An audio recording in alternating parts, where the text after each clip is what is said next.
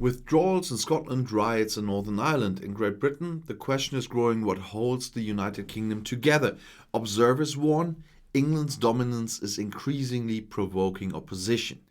In the past few days, the top candidate of the Scottish National Party, the SNP, Nicola Sturgeon, appeared on numerous talk shows and at many press meetings. She always insists that the Scots can decide about their own future. Britain's Prime Minister Boris Johnson does not have the right to lead the Scots out of the European Union with Brexit and then to prevent the Scots from deciding on their own future. This argument illustrates the whole dilemma facing the UK. Many Scots no longer feel represented by the government in London. And if the SNP really won in the regional elections on Thursday, they will hold another referendum on independence in Scotland, with the prospect that Scotland will then join the EU. And when I'm filming this, the results are not in yet, so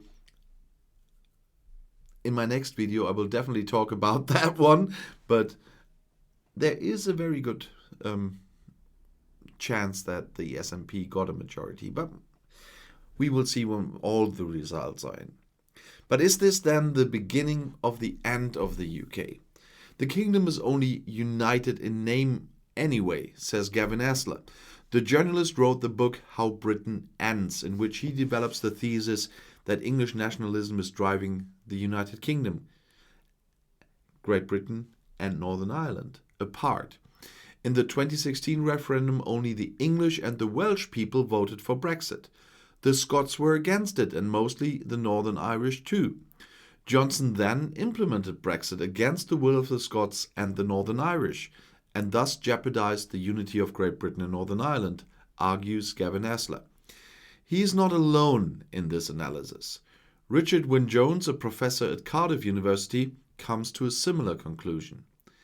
In a study called Englishness, the political force transforming Britain, he sums up the fact that above all the British identity is changing Great Britain and British politics. It's smouldering in Northern Ireland too. First Minister Arlene Foster has just resigned. She belongs to the DUP party, which is strongly committed to staying in the UK. The Unionists in Northern Ireland fear that Brexit and the maritime border for goods in the Irish Sea will separate Northern Ireland even more from Great Britain. Esler assesses the resignation as follows. Foster had relied on Johnson, who had made it clear to her that the Union was going to stick together and that he would highly think of it. But things turned out differently. The border controls between Great Britain and Northern Ireland aroused fears among Protestants that a reunification between the Republic of Ireland and Northern Ireland is more likely.